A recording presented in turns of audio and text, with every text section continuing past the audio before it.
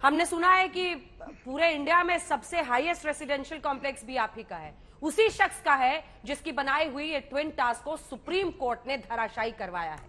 उसी शख्स का है जिस पर सीधा सीधा आरोप है कि मिली भगत नोएडा अथॉरिटी के साथ रही, जिसकी वजह से मापदंडों की अनदेखी करते हुए एक लंबी लड़ाई वहां के रेसिडेंट्स से लड़ी है, वहां पर रहने वाले लोगों ने आपके खिलाफ। मिस्टर अरोड़ा, मुझे तो समझ नहीं आ रहा कि आप जो आज बैठे हुए हैं यहां पर और बहुत शान से अपने आप को सही ठहरा रहे हैं, वहां पर बैठे लोगों ने एक लंबी कानूनी लड़ाई लड़ी, वो देश की अदालतों में पहुंचे आपके खिलाफ, आपकी साठगांठ के खिलाफ, और आज भी आप अपने आप को पाक साफ बता रहे हैं। मुझे पता है कि जांच में भी आप यही सब कहेंगे, लेकिन सबको समझ में आ रहा है कि नोएडा अथॉरिटी के साथ आपकी मिली भगत का जिक्र जो सुप्रीम कोर्ट ने किया है उसमें कितना दम है।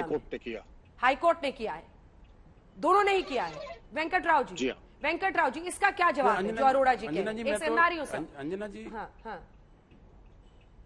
एक सेकंड आ रही हूँ। मिस्टर राव, वो लीगली कह रहे हैं कि मेरा तो हर प्लान अप्रूव्ड है। देखिए, लीगली अरोड़ा साहब जो कह रहे हैं उनके प्लान्स अप्रूव्ड थे, वही चैलेंज में गए हैं जो एसोसिएशन या कंज्यूमर भी लेके गए हैं, उन्हीं बातों को लेके गए, और जो भी फैसला उच्चतम न्यायालय का आया हुआ है वो आप सभी के सामने है और उसके परिणाम भी हम देख चुके हैं। जहां तक बात जांच की है, वो आप अभी कह रहे हैं कि सिट गठित की गई है और एफआईआर हो रहा है, उसका जांच में ही ये सारी बातें सामने आएंगी जो कि उच्चतम न्यायालय भी चाह रही थी। तो मेरे ख्याल से अभी फिलहाल किसी बात पे कहना कि किस तरीके से या किस और से हुआ है, ये हमारे लिए मुश्किल है, जांच में ही पता चल पाएगा। अब अपनी बात पूरी कीजिए। आपको भी पता है ना कि बहुत ऑन पेपर सब कुछ नीट एंड क्लीन है, लेकिन आपको भी अरोड़ा जी मतलब ये समझना पड़ेगा कि अगर अंजना जी, मैं तो एक ही बात कहूंगा। हाँ, बोलिए।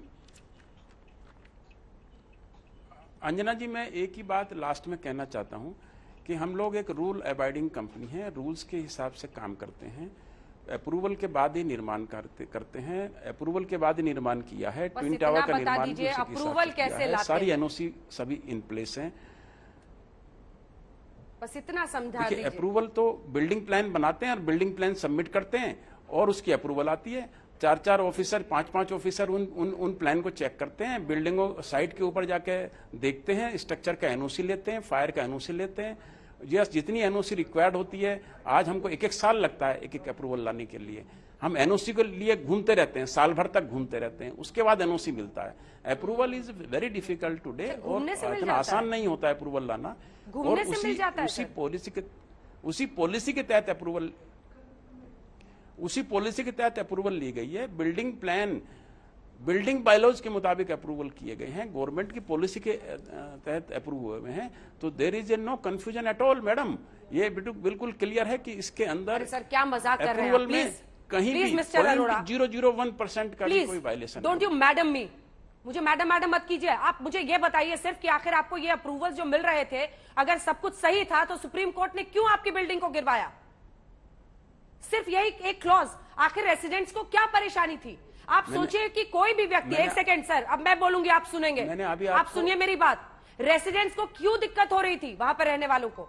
वो इसलिए हो रही थी क्योंकि आप नियमों की अनदेखी करते हुए फ्लोर पे फ्लोर अप्रूवल लेकर बनाए चले जा रहे थे।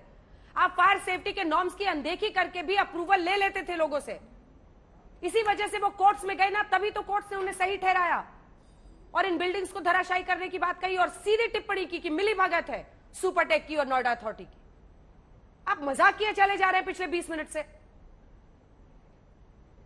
एक के बाद एक आप झूठ बोल रहे हैं सर।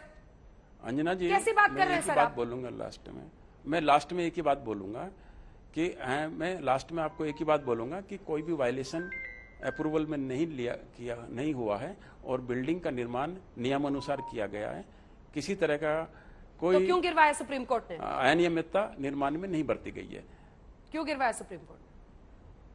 चलिए, ये तो खैर मैं तो कोई अब कोर्ट के ऊपर कोई इसमें कोई कमेंट नहीं करना चाहूंगा, क्योंकि ऑनरेबल सुप्रीम कोर्ट का आदेश है, मैं इस पर कोई कमेंट नहीं करना चाहूंगा। Thank you very much. Vikram ji आप मुझसे बोल रहे थे।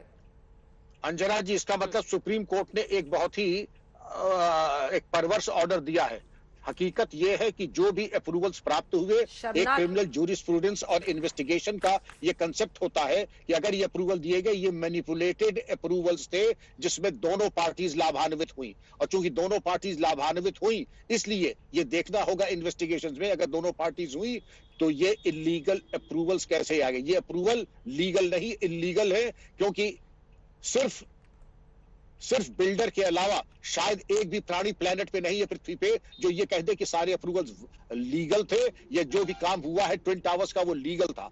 ये सब इलीगल है। अगर आप सर्वे करा लें तो बिल्डर के अलावा एक भी व्यक्ति आपको प्लेनेट पे नहीं मिलेगा जो कह दे कि ये सही था। हाँ, हो सकता है कि वो 26 और 3 सीईओ कह दे ये बिल्कुल वैलिड था, लेकिन बाकी 99.9% लोग ये कह रहे हैं कि ये दोनों नाजायज बिल्डिंग थी, और सुप्रीम कोर्ट को नमन है कि उसने ये इसको डिमोलिश कराया।